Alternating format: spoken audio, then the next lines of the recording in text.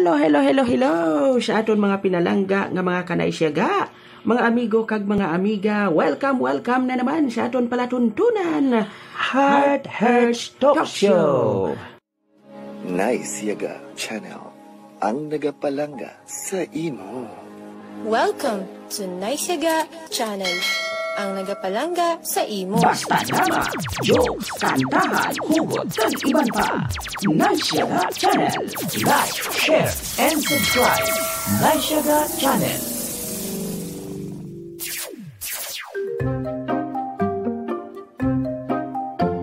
Heart Hurts Talk Show.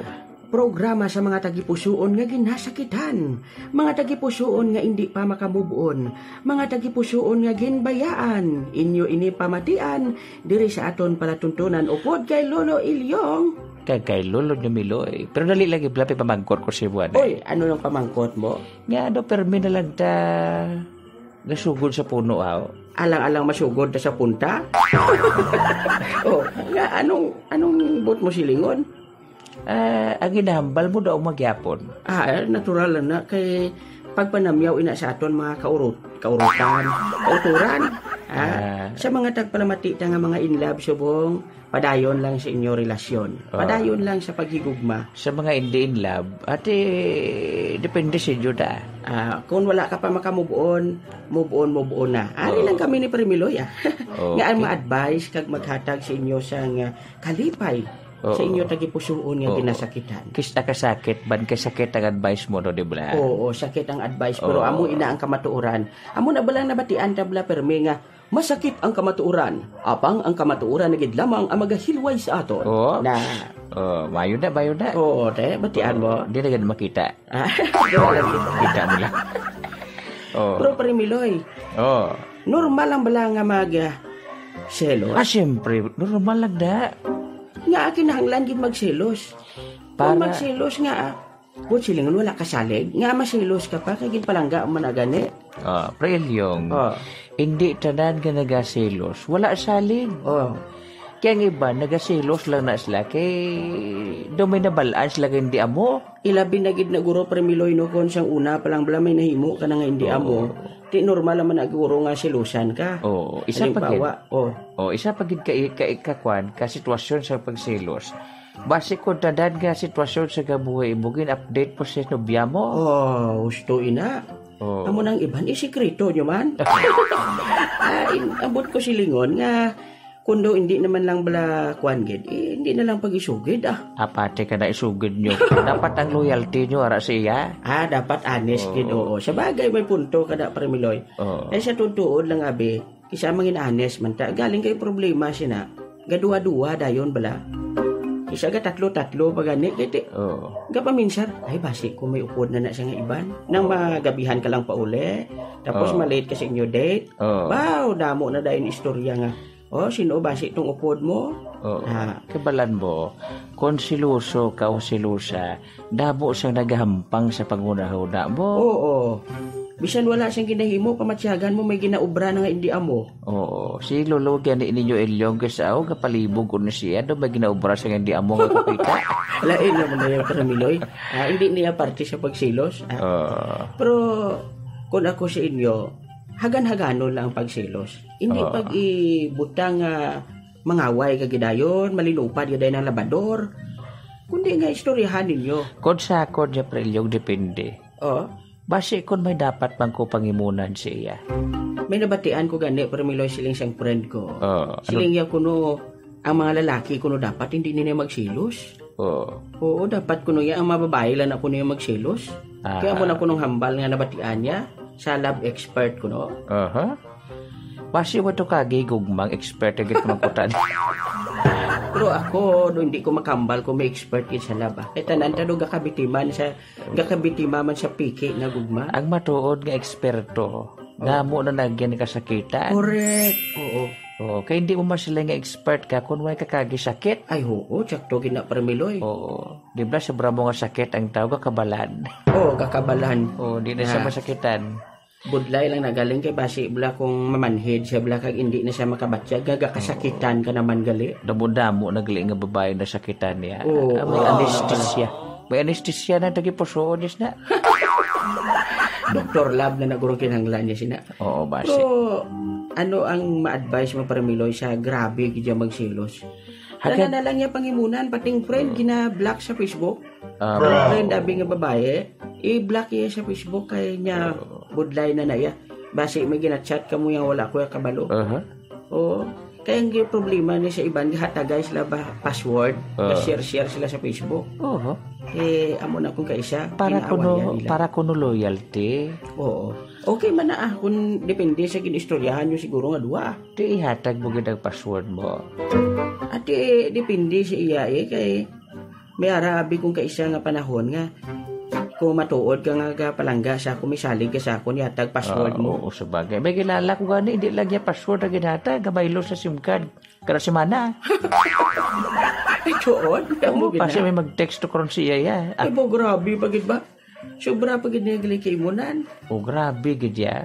Pero normal naman siguro tuod, sakto na hambal mo kagina nga magselos ka, no? May harap man para Miloy nga pagsilos nga do ka-cute bala. Oo, do ka-cute. Ano tuman, sino tong istorya? Harap man niya nga burara nga pagkaselos. Nano ka? Nakita mo. Sino dapat ba? Ay, Diyos ko, patawara, Diyos trilyon. Inablang ko kay siya, blang nga. Amo nang ginhalinan sa paglinaway, kay wala man siyang lain nga ginahimo. Nag-istorya mo lang to. Pagsilusan mo, nakita mo to nag-lips to sila ha, kaway man? Gadi ba? Why man? Sa kuya lang man to. Lain na giniagalit para Miloy. Kaya kung may nubyo, kaya kung may nubya ka, di makita karon nga gakis ka mo. Ito lain naman na ya. Pero kung sa kuya, posible ba si friends lang? Ba si friends with benefits to? Pwede ka balo? Pero sa totoo lang, Prelyong, ang pagsilos, okay ba na siya? Basta ara sa lugar. Oo. Kay permigid na tadaan, ang wala nagasilos, wala nagahigugma. Amugin ang punto da. Bisan ganing aton makagahom, nagapangimon. Correct. Isa sobra isa, imo nga ginaalagan. Oo, dapat siya lang. Oo, siya lang. Kinanglan, siya lang gid. Siya lang gid. Hindi na magpangita siyang iban. Oo. Kabudlay pag nabla para Miloy magsilos kabla nga wala siyang kamo, tapos ang nasilusan mo may nobyo. Wow. May kilala gani ko. Hindi man sila.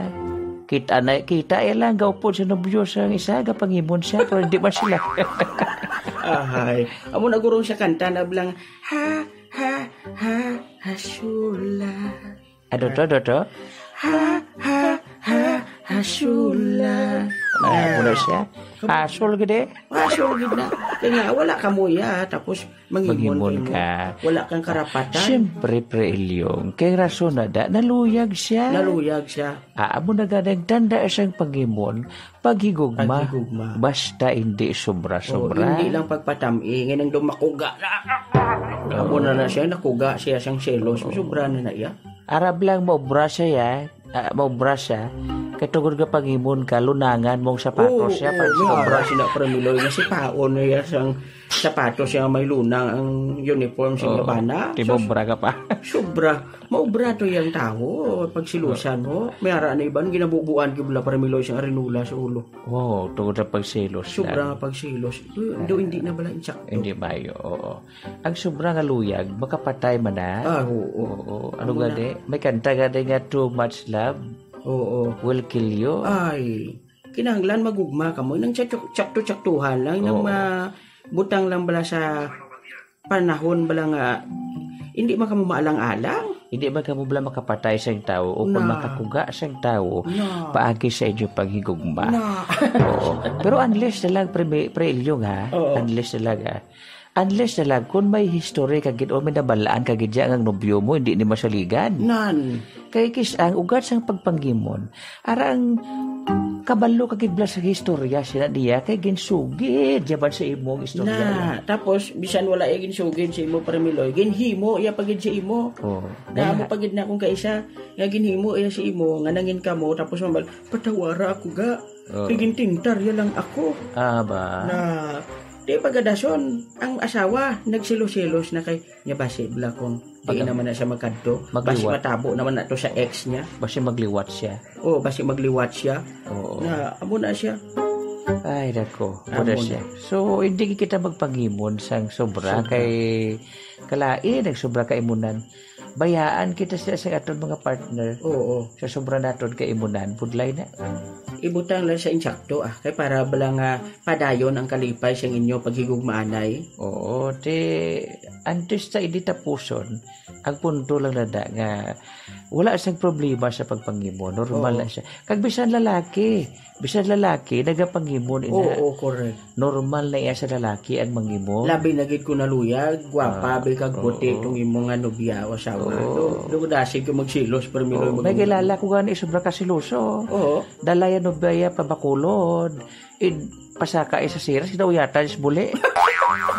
Ay nadlok siguro mabungguan sa iban sa buli. Hindi gid siya gusto ya bala hindi gid siya makakapyot ang iban sa kamot o kun sa part sa lawas ang iyang amiga. Dalok na ya. Share man kamo. Na bala ginatawag nga friends with benefit. No? Yeah, kay may experience man kami sa friends with benefit. Ako Premiloy, ang experience ko. Panahon bala nga wala gid ko. Ang friends ko Premiloy naghatag gid sa akon. Pamahawa niya ko. Tapos ginpahulam niya ko kwarta. Kabalo ka kung sino na siya Premiloy? Sino na siya? Ikaw? Oo, ikaw Premiloy. Anong experience mo sa Friends with Benefits? Na-experience ko sa Friends with Benefits. Kung sobrang mabla ka damo sa maabiyan mo, di ka masubuan. Oo. Kaya na pamatyagan mo, ikaw may naluyagan. Wow. Do kadamo siyang ka-comfort bala sa imo? O kadamo siya. Do makambal ka nga bisan hindi ka na magnobya, ara man siya. O do masilig ka blaga kwan, nga bisan hindi. Sa wala na ako sa nobya. Sa mga abyan ko lang, busog na ako. Na, busog na ka pero may kaginapamawan, libre. Oo. Na, amo na siya makakanay siya ga, no? Nga, hindi lang niya sila nga ikaw lang nga friends with benefit, dapat siya man. Buligan mo man siya kung may ara ka. Buligay lang ka mo. Pahulam ka man kung may ara ka. Hatag ka man. Ihag mo siya. I-kiss mo siya sa panahon niya. Subo siya. Oo. Friend mo siya. I-kiss mo. I-kiss mo. Tabuan lang wala banay. Joke lang. Pero antes na magtakop, Premiloy, itamyawon ko lang gali siyang mayong adlaw siya kay Papa Ethan, ay na-endorse siya ginabla Premiloy aton channel. Si Papa Ethan da sa Heart to Heart program sa DYRL, no? Hindi ka malipas pamahaw na mo na. Amo nang tirada da. Kag siyempre si amigo Dibon Garde sa Himamaylan, kag ang tanan nga mga bag-o nga subscriber. Si Millicent Grace, no, kapamati man sa aton. Ay, salamat kay Sergio, kada ka-realize ka mo. Nga magpamati man sa among programa. Kag sa mga blind massage bilang nga nagapamati sa tagsa-tagsa nila ka lugar, kung ka pala nakit lawas, nyo ka pala ngapoy, kadto ka mo sa mga blind massage, kay masahion ka mo na nila. No? Masahion ka mo namon, kay kapang masahi man kami ni Premiloy. Wow. Ari kami diya sa Kabankalan, sa Saira Blind Massage, Gaisano, Kabankalan. Upod kami ni Maki Paloma, Terebel Paloma, kag ni Romel Pineda, kag siyempre, no, si Hana Ariola, munda receptionist. Guwapa na siya. Na, puti pa. Thank you, gid sa inyo pagpamati. Halong, gid. God bless, mga kanay siya. God bless.